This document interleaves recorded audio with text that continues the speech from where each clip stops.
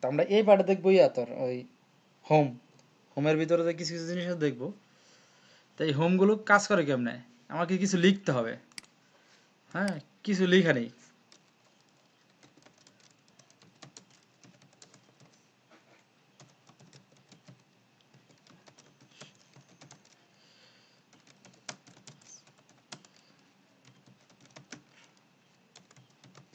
Motherland একসাথে হবে, হ্যাঁ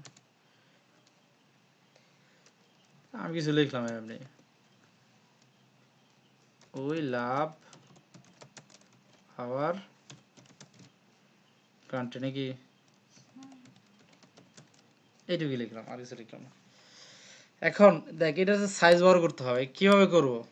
কিবোর্ডের শর্টকাটে পরে যাব, ঠিক আছে? কিবোর্ডের শর্টকাটে পড়ে পরে যাব, কিবোর্ড শর্টকাটে পরে যাব। তাহলে আগে আমরা দেখব এগুলোর সাইজ পরিবর্তন করতে হবে, এটা বড় করতে হবে। তা এখানে দেখ এই পেস্ট, এগুলো পরে দেখব। পেস্ট বলতে কি বোঝায়? হ্যাঁ,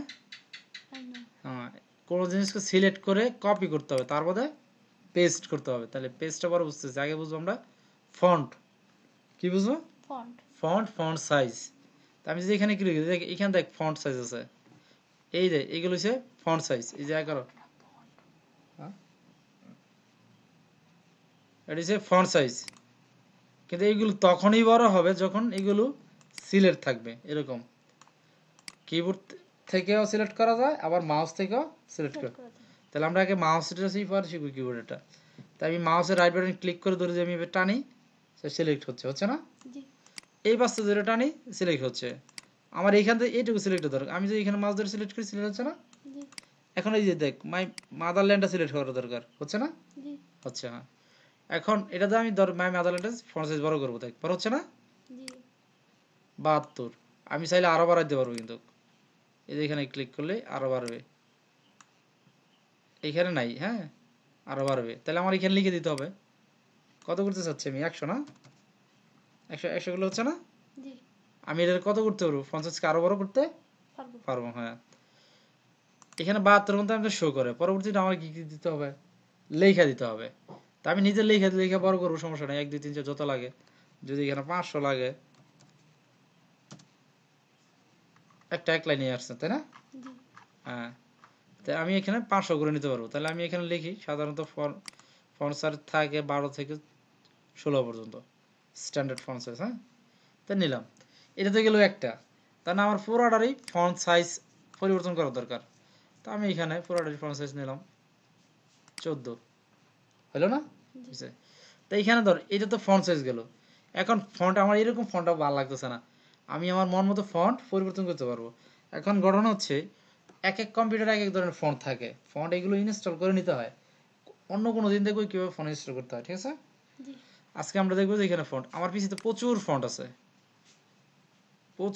আছে, বিভিন্ন স্টাইলের প্রচুর ফন্ট আছে। এই ফন্টগুলো আমরা ইউজ করতে পারি, হ্যাঁ। দেখ প্রচুর ফন্ট আছে, আমার জানা মতে আমার পিসিতে প্রায় 1 জিবির মতো ফন্ট ইনস্টল করা আছে, যেখানে প্রায় 9000 ফন্ট, একটা দুটা ফন্ট 9000 ফন্ট আছে। এগুলো এক একটা এক এক ধরনের ইয়ে হবে, দেখ এখানে সে শুরু করতেছে, হ্যাঁ। এগুলো এক এক কম্পিউটারে যার যেমন ফন্ট আছে, যেমন বাংলা ফন্ট, এগুলো কিন্তু এটা তো ইংরেজি ভাষা, আমি ইংরেজিটা বাংলা ট্রান্সলেশন করছি, ট্রান্সলেশন হয়েছে বড় হয়নি। বাংলা এরকম দেখাচ্ছে, তো ইংরেজি এরকম দেখাচ্ছে, এরকম ফন্ট আছে, সারাদিন খুঁজলে ফন্ট পাওয়া যাবে প্রচুর, ঠিক আছে? তা এইগুলো ফন্টের কাজ। তা আমরা এই ফন্টটা ধর, আমি আপাতত এখান থেকে টাইম নিউ রোমান্স রাখি, লিখি টাইম থাম্বলা বা টাইম নিউ রোমান্স। সাধারণত এই ফন্টটাই সবার বেশিতে থাকে, কিন্তু বর্তমান সময়ে এই ফন্টের চেয়ে বেশি ব্যবহার হয় যেটা এরিয়াল, সরি এটা বড় তো রয়ে গেছে, এরিয়াল এই ফন্টটা, ঠিক আছে? এটার অনেকগুলো অপশন আছে, আমরা এটাই আপাতত রাখলাম। তা আমরা দুইটা বুঝলাম ফন্ট। আর যে কোনো জিনিসের চেঞ্জ করতে হলে সেটা কি করতে হবে, প্রথম সিলেকশন করতে হবে, সিলেক্ট ছাড়া কোনো জিনিস চেঞ্জ হবে না, হ্যাঁ। তা এইখান দেখ এটারে কি কি বলা হয়, এটার বলা হয় বিজেড এটার বলা হয় বোল্ড। এই ট্যাক্সটা বোল্ড করলে কি হবে, মোটা হবে, মোটা হবে না? জি এই দেখ এটা মোটা হয়ে গেছে। এটা কি কি বলা হয়? আন্ডারলাইন। কি আর এটা আন্ডারলাইন কয়? এটা বলা হয় ইটালিক। এটা কি বলে? ইটালি তুই না আগে শিখছিস, আগে যে একটু দেখছিস, এটার সাথে এটা মনোযোগ সহকারে বুঝতে হবে, নাহলে কিন্তু ফেস। ইটালিক, এটা ইটালিক করলে একটু বাঁকা হয়ে গেল, তাই না? আন্ডারলাইন, নিচে একটা দাগ দিবে, দাগ দিল। আমি যদি আর নিচে ক্লিক দা লিখি অ্যান্ড ছোটাতে করে নিই and sorry and we are not জায়গা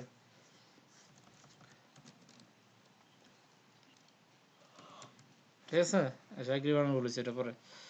এটা হচ্ছে এইটুকুর কাজ। এই দেখ এই যে আবিসি দেওয়া আছে, এটা হচ্ছে এই যে লাইনগুলো আছে না, উই ইয়া আর মাঝখান দিয়ে সে কাটবে। কি করবে?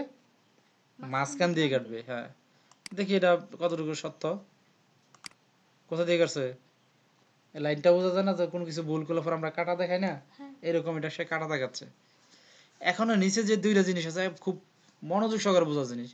একটা হইছে এক্স, এটাকে বলা হয়, একটা হচ্ছে সুপারস্ক্রিপ্ট, একটাকে বলা হয় সাবস্ক্রিপ্ট। একটা উপরে যাবে আর একটা নিচে যাবে। এটা কেমনে দেখাবো? এটা দেখানোর জন্য আমাদের দরকার হইছে, আমি এটাকে বোল্ডটা উঠায় দিই, হ্যাঁ, উঠায় নিলাম, হ্যাঁ, লিখলাম 5।